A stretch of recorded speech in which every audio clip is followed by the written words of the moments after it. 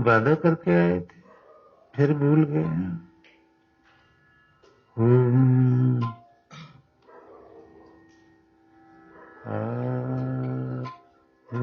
ध्यान में ईश्वर के जो मगन हुआ, ध्यान ईश्वर के जो मगन, उन्हें कोई कलेश लगा न रहा। हुआ ध्यान में ईश्वर के, उन्हें कोई कलेश, जब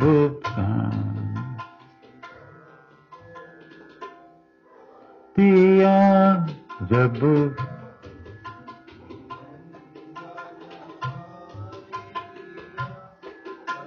मन में जरा न रहा, जब ज्ञान की नहाए लिया, तब मन में मैल जरा न रहा। हुआ ध्यान में ईश्वर के जो, उन्हें कोई कलेश लगान। देखो ध्यान ऐसी अवस्था है ना, यम नियम से शुरू होता है ना, आसन सिद्ध करो, प्राणायाम करते रहो, सब शिक्षा मैंने तुम्हें दी है कि कोई क्लेश, अविद्या, अस्मिता, राग, द्वेष, अभिनिवेश, पंच क्लेशा, 5 क्लेश हैं जीवन में, सारे मिट जाते हैं, सब खत्म हो जाते हैं अगर ध्यान तक पहुंच जाओगे। असर नहीं करेंगे।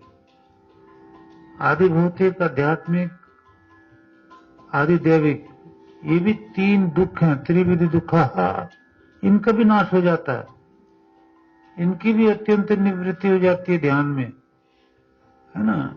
मतलब और जो जीवात्मा अविवेकी हो गया है, उसको भी विवेक आ जाता है ध्यान में बैठ कर। तो कोई क्लेश खत्म हो गए।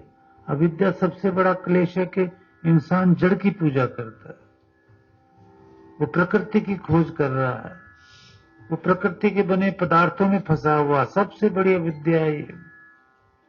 वो दुख को सुख समझ रहा है, ये क्लेश खत्म करता है ध्यान।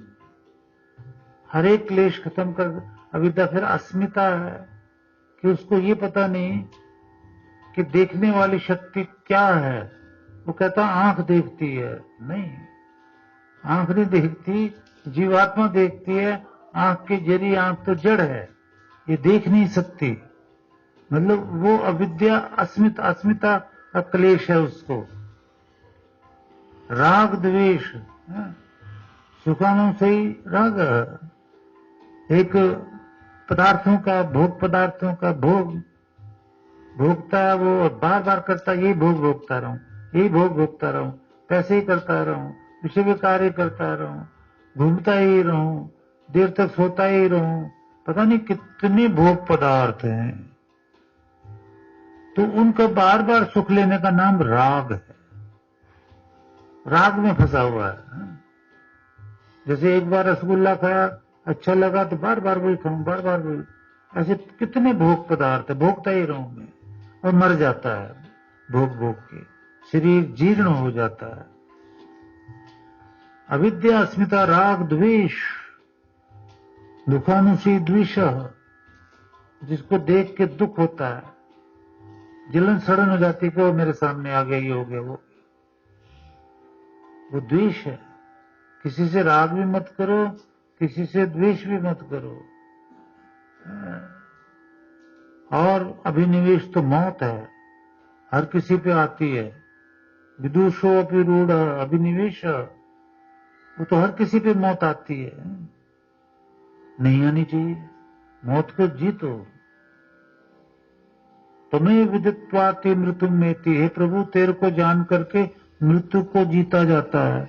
ईश्वर को जानो, ध्यान योग, जब यम नियम आसन वगैरह और यश तुम्हारे सिद्ध होते जाएंगे, मौत को भी जीत लोगे, मोक्ष का सुख तुम्हें मिलेगा। इसको आचरण में लाओ विद्या को, है ना। हुआ ध्यान में ईश्वर के जो मगन, उन्हें कोई कलेश लगा न रहा। जब ज्ञान की गंगा नहाए लिया, तब मन में मैल जरा न रहा।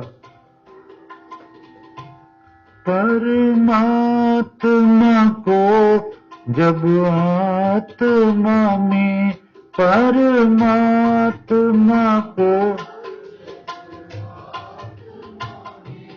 लिया देख ज्ञान के नैनों से, लिया देख ज्ञान के नैनों, प्रकाश हुआ उनके मन में, प्रकाश हुआ उनके,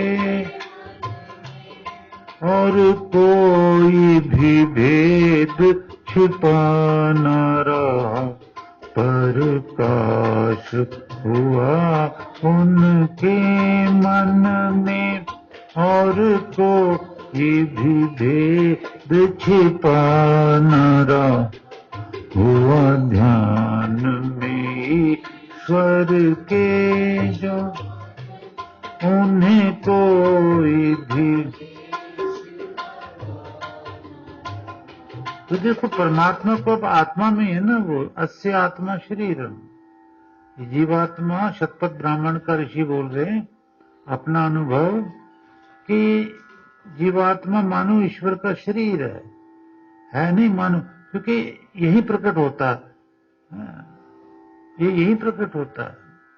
परमात्मा को हम आत्मा में ही देखते हैं, अपने में ही देखते हैं, वो हमारे अंदर है, बाहर है, सब जगह, लेकिन हृदय में प्रकट होता है। हृदय में परमात्मा, ये आत्मा जो है ना, जागृत में यहाँ होती है, आंख में, कंठ में होती है स्वप्न अवस्था में, और आनंद की या गूढ़ सोने की अवस्था में वो हृदय में होती है। यही परमात्मा का दर्शन होता है समाधि में, है ना। तो जब वो आत्मा में परमात्मा को देख लेता है, और वो भी ज्ञान के नैनों से, बंद आंखों से, इन आंखों से परमात्मा नजर नहीं आता है। लोग कहते हैं देखो जी इसका दर्शन करो, इस भगवान का, भगवान उसका दर्शन करो। बेसिक नियम हम चेंज नहीं कर सकते। कृष्ण महाराज गीता में कहे गए हैं कि अर्जुन तू मुझे इन आंखों से नहीं देख सकता, बस ज्ञान के नैनों से, यानी समाधि में बंद आंखों से। तो जब देख लेता है तो फिर प्रकाश हो जाता है अंदर। अदरवाइज दुखदायक है सब शत्रु है, दुखदायक है सब शत्रु, जितने भी विषय इस दुनिया के, जितने भी विषय, भव सागर से वही पार हुआ, भव सागर से वही पार, जो के विषयों में आके फंसाना रहा, भव सागर से वही पार हो, जो के विषयों में आके फंसा न रहा। हुआ ध्यान में ईश्वर के, उन्हें कोई कलेश लगा न रहा। पुरुषार्थ है इस दुनिया में, पुरुषार्थ है इस दुनिया, सब कामना पूरी करता है, सब कामना पूरी। एक तो तमोगुण है आलस्य, दरिद्रता, बैठे रहना, वो तो बर्बाद कर देता है। पुरुषार्थ ही है जो धन भी कमा के लाता है, अन्न भी कमा के लाता है, मकान भी बनाता है, बच्चों को भी पढ़ाता है, सारे काम करता है। पुरुष में पुरुषार्थ जब होता है, फिर सबसे बड़ा पुरुषार्थ दुनिया में है यज्ञ में बैठ के और इस तरह से ईश्वर की स्तुति, प्रार्थना, भजन, ये सबसे बड़ा पुरुषार्थ है। इसके बिना बाकी पुरुषार्थ फेल हो जाते हैं। उसमें जीवात्मा अविवेकी बना रहता है। विवेक तो इस पुरुषार्थ में आता है। उस पर वो भौतिकवाद के साथ ये आध्यात्मिकवाद बहुत जरूरी होता है, ये आज इंसान भूल रहा है।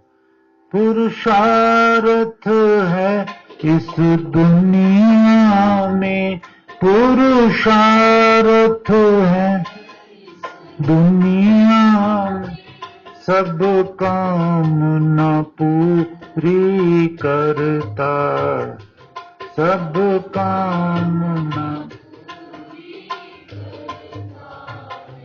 मन चाहा सो सुख पाया उन्हें, मन चाहा सो सुख पाया उन्हें, जो के आलसी बन के पड़ा न रहा, जो के आलसी बन के पड़ा न रहा, हुआ ध्यान में ईश्वर के,